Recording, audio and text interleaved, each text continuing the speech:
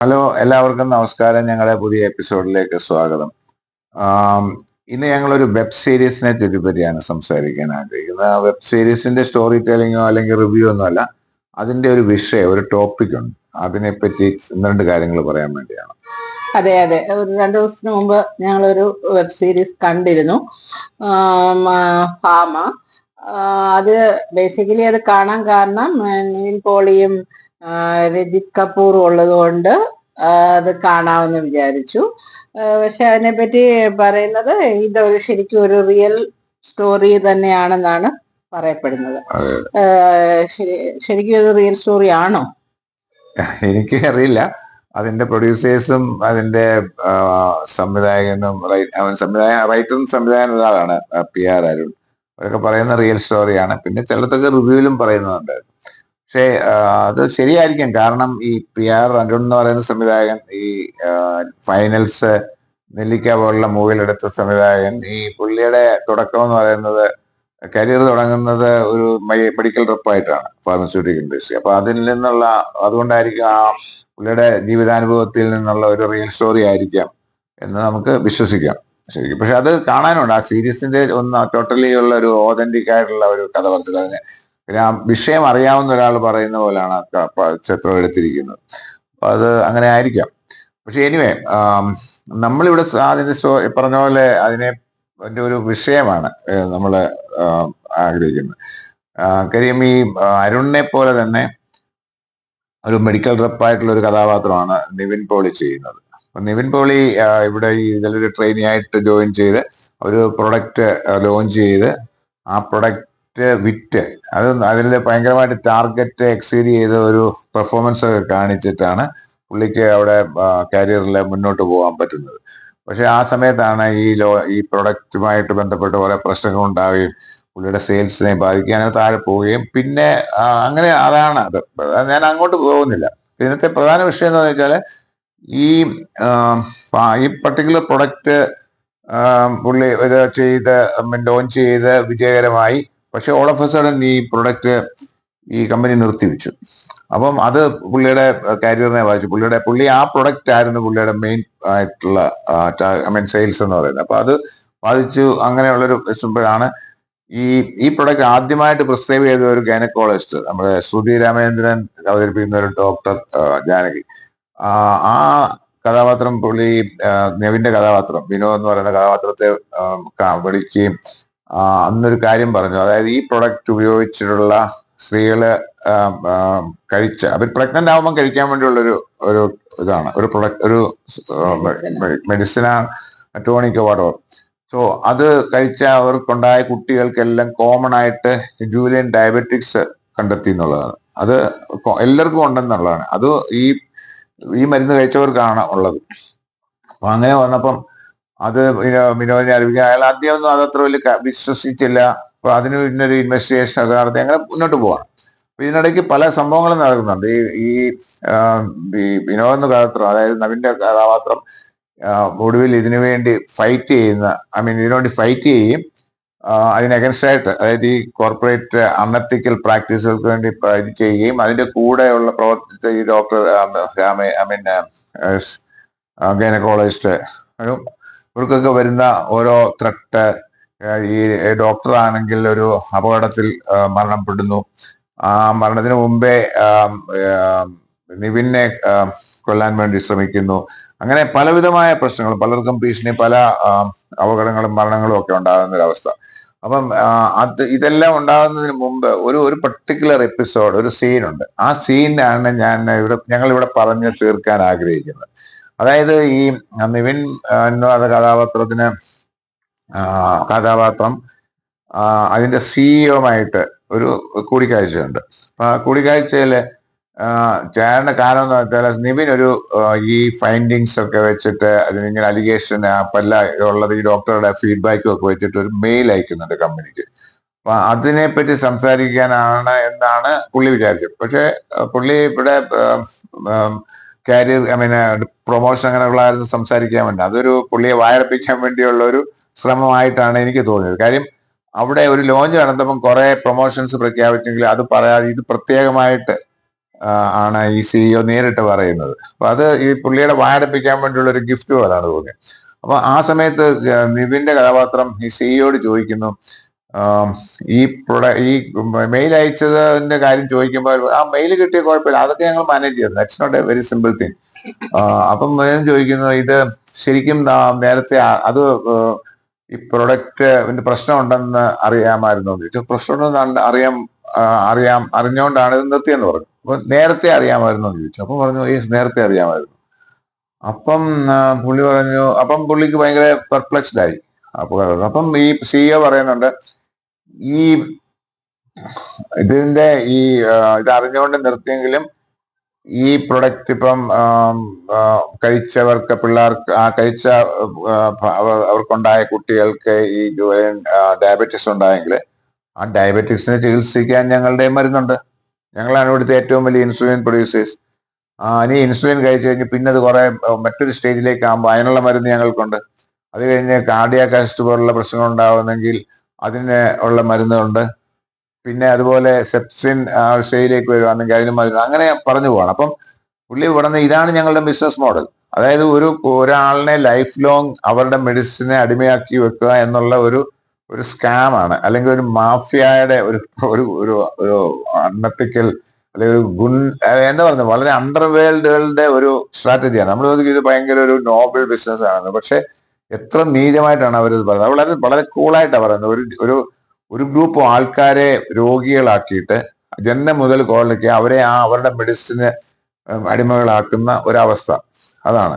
അപ്പം നമുക്കൊക്കെ പണ്ടൊക്കെ നമുക്ക് അറിയാമായിരുന്നു, ഈ മെഡിക്കൽ റെപ്രസെന്റേറ്റീവുകള് പിന്നെ ഡോക്ടേഴ്സിന്റെ അടുക്കെ പോയി അവരെ കൊണ്ട് അവരുടെ മരുന്നുകൾ പ്രിസ്ക്രൈബ് ചെയ്യിപ്പിക്കുകയും കൂടുതൽ പ്രിസ്ക്രൈബ് ചെയ്യുന്ന ഡോക്ടേഴ്സിന് അവരുടെ ടാർഗറ്റ് അനുസരിച്ചിട്ട് അവർക്ക് പിന്നെ ടൂർ പോകാനുള്ള എക്സ്പെൻസ് കൊടുക്കുകയും ടൂറുകൾ പ്ലാൻ ചെയ്ത് കൊടുക്കുകയും ഗിഫ്റ്റുകൾ വീട്ടിൽ കൊടുക്കുകയും അങ്ങനെ ചെയ്യുന്ന രീതികൾ നമ്മൾ കണ്ടിട്ടുണ്ട്. പക്ഷെ അതിനപ്പുറം ഇതേപോലൊരു ഒരു സ്കാം ഉണ്ടെന്ന്, അല്ലെ ഒരു സ്ട്രാറ്റജി ഉണ്ടെന്ന് നമ്മൾക്ക് ഈ മൂവി കണ്ടപ്പോഴാണ് ശരിക്കും നമുക്ക് ക്ലിക്കായത്.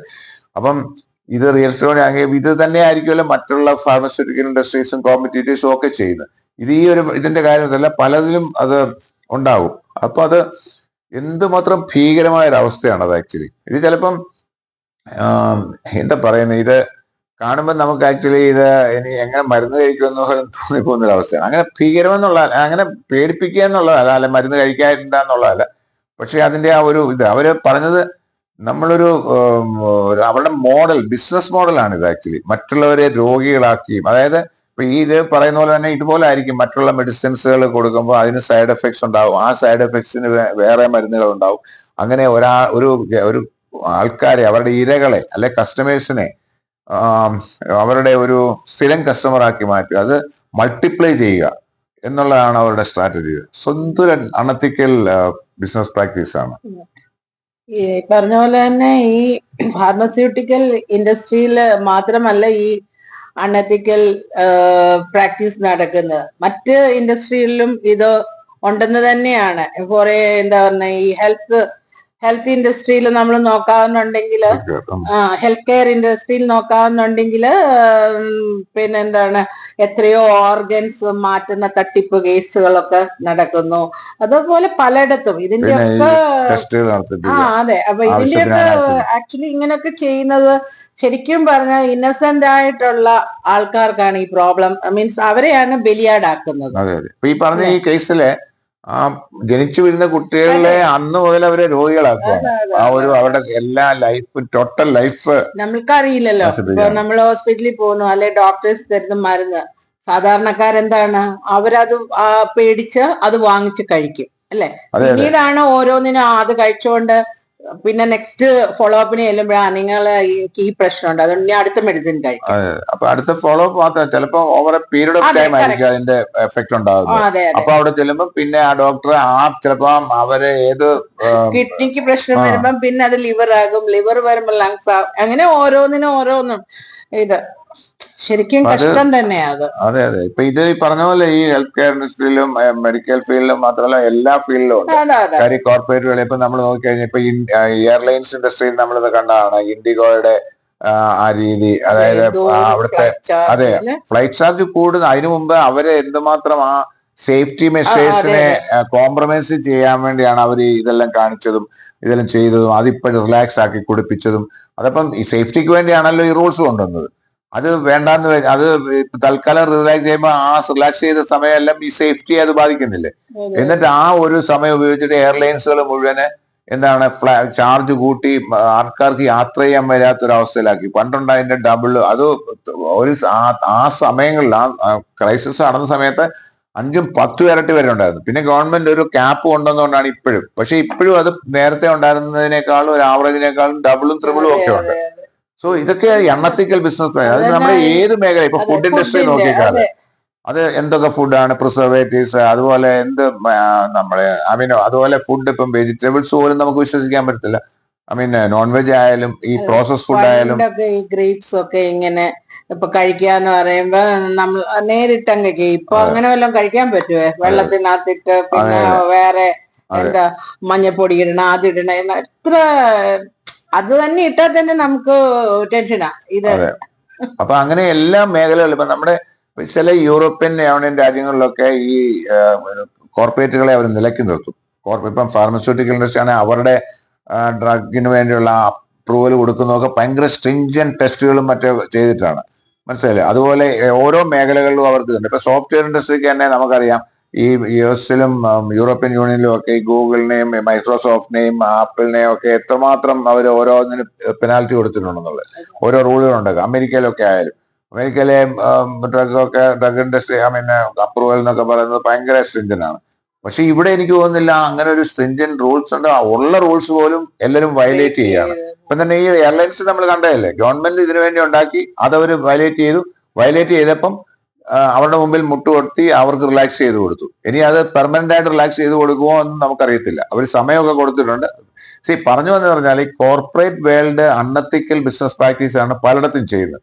അത് നമ്മുടെ സർക്കാർ എത്രമാത്രം നിയന്ത്രിക്കുന്നോ അതുപോലെ തന്നെ ജനങ്ങൾ എത്രമാത്രം അതിന് വിജിലന്റ് ആണോ അതിന് ഇത് ചെയ്യുന്നതാണ് വളരെ ഇമ്പോർട്ടൻറ്റ്. നമ്മുടെ നാട്ടിൽ വേറൊരു പ്രശ്നമുണ്ട്. ഗവൺമെന്റിന്റെ കൂടെ തന്നെ അവിടുത്തെ നമ്മുടെ കൺസ്യൂമേഴ്സ് അവരുടെ റൈറ്റ്സ് മനസ്സിലാക്കുന്നില്ല. അവർ റൈറ്റ്സ് മനസ്സിലാക്കി ഒരു പ്രശ്നം ഉണ്ടെങ്കിൽ അതിനെ പുറത്തു കൊണ്ടുവരാനോ അതിനെ ഫൈറ്റ് ചെയ്യാനോ ട്രൈ ചെയ്യാന്നുള്ളത്. എന്ത് പ്രശ്നം ഉണ്ടായാലും അവരതങ്ങ് they will take it side. ഓ കുഴപ്പമില്ല, അത് പോട്ടെ, ആരോ അതിന്റെ പുറകെ പോകുന്നത്, അതുകൊണ്ട് കാര്യം ആ ഒരു ആറ്റിറ്റ്യൂഡാണ്. അതായത് മനുഷ്യനെ നമ്മൾ ഓരോ ഈ സാധാരണക്കാരായ ആൾക്കാരെ എന്തെങ്കിലും ഒരു പ്രശ്നത്തിന് ഇറങ്ങി തിരിച്ചു കഴിഞ്ഞാൽ അവരെ മാക്സിമം എത്രയും ഡ്രാഗ് ചെയ്യാവോ അവരെ എത്രയും കഷ്ടപ്പെടുത്താവോ അതുകൊണ്ടായിരിക്കും മിക്കവാറും ഈ ജനങ്ങൾ ഇങ്ങോട്ട്. പക്ഷെ അത് അവർക്ക് അങ്ങനെ അറിയാം. അതായത് ഗവൺമെന്റും ഇതിനകത്ത് വലിയ കാര്യമായിട്ടൊന്നും ഒരു ആക്ഷൻ എടുക്കത്തില്ല. കോടതി പോയാൽ ഇത് വർഷങ്ങളോളം ഇതിന് എമൗണ്ട് ഇൻവോൾവ് ചെറുതാണെങ്കിലും അപ്പം അതിനുവേണ്ടി ഒത്തിരി സമയം. പിന്നെ അതുപോലെ തന്നെ ജനങ്ങൾക്ക് ഇത് വലിയൊരു അവരൊന്നും സീരിയസ് ആയിട്ട് എടുക്കും. ആരെങ്കിലും അതിനുവേണ്ടി പ്രതികരിച്ചാൽ ഇവർക്കൊക്കെ ഭയങ്കര അതിശയമാണ്. ഇതൊരു വളരെ നോർമൽ ആയിട്ടുള്ള കാര്യമാണെന്നുള്ള എടുക്കുന്നത്. ആരെങ്കിലും പ്രതികരിച്ചാൽ അവരെ മറ്റുള്ളവർ ക്രൂശിക്കും. അതെ, ടോട്ടലി ഇതാണ് നമ്മളുടെ ഇവിടെ നമ്മുടെ രാജ്യത്തെ ഒരു ശരിക്കുള്ളൊരു ഇഷ്യൂ. അപ്പം അതെ, ഞാൻ ഇത് കൊണ്ടുവന്നത് ഈ ഫാർമ എന്ന് പറയുന്ന വെബ് സീരീസിൽ കൊണ്ടുവന്ന ഈ വിഷയം ഞങ്ങൾ സംസാരിക്കാനുള്ള കാര്യം എന്ന് പറഞ്ഞാൽ എല്ലാ ഇൻഡസ്ട്രിയിലും ഇതുപോലെ അൺഎത്തിക്കൽ ബിസിനസ് പ്രാക്ടീസ് ഉണ്ട്. കൺസ്യൂമേഴ്സിന് യാതൊരു വിലയും കൊടുക്കാതെ അവരെ റൈറ്റ്സിന് യാതൊരു വിലയും കൊടുക്കാതെ അവരുടെ ഇഷ്ടത്തിന് they take them for a ride. ഇത് എടുത്തതിന്റെ കാരണം എന്ന് പറഞ്ഞാൽ ഇത് മനുഷ്യ ജീവനെ തന്നെ ബാധിക്കുന്ന, മനുഷ്യന്റെ ആരോഗ്യത്തെയും അവന്റെ ജീവനെയും ബാധിക്കുന്ന ഒരു പ്രശ്നമായതുകൊണ്ടാണ് ഞങ്ങൾ അത് പ്രത്യേകമായി എടുത്തു പറഞ്ഞത്. മനസ്സിലായില്ലേ? എല്ലാരും ഇത് അത്രേ ഉള്ളൂ. എല്ലാരും അവരുടെ അവകാശം ഫൈറ്റ് ചെയ്യണം. They should be aware. വലുതായാലും നമ്മുടെ അവകാശം നമ്മൾ നേടിയെടുക്കും. ഇപ്പൊ എയർലൈൻസ് തന്നെ ട്രാവൽ ചെയ്യുമ്പോൾ നമുക്ക് ചില റൈറ്റ്സ് ഉണ്ട്. ഫ്ലൈറ്റ് ഇത്ര നേരം ഡിലേ ആയാൽ നമുക്ക് എന്ത് റൈറ്റ്സ് ഉണ്ട്, ക്യാൻസൽ ആയ എന്ത് റൈറ്റ്സ് ഉണ്ട്, ഇതൊക്കെ നമ്മൾ യാത്ര ചെയ്യുമ്പോൾ നമ്മളിതൊന്നും മനസ്സിലാക്കുന്നില്ല. അത് നമ്മൾ ചോദ്യം ചെയ്യാറില്ല ആക്ച്വലി. സോ അവരത് എത്രമാത്രം അത് കംപ്ലൈ ചെയ്യുന്നു നമുക്കറിയത്തില്ല. അപ്പൊ അങ്ങനെ ഓരോ കാര്യങ്ങളിലും നമുക്ക് കൺസ്യൂമേഷൻ റൈറ്റ്സ് ഉണ്ട്. അത് ആ അവകാശം പിന്നെ യൂസ് ചെയ്യണം. ഓക്കെ, സോ ഞങ്ങള് ഒരു പുതിയ വിഷയമായിട്ട് വരുന്നിടം വരെ നന്ദി, നമസ്കാരം. Thank you for watching us.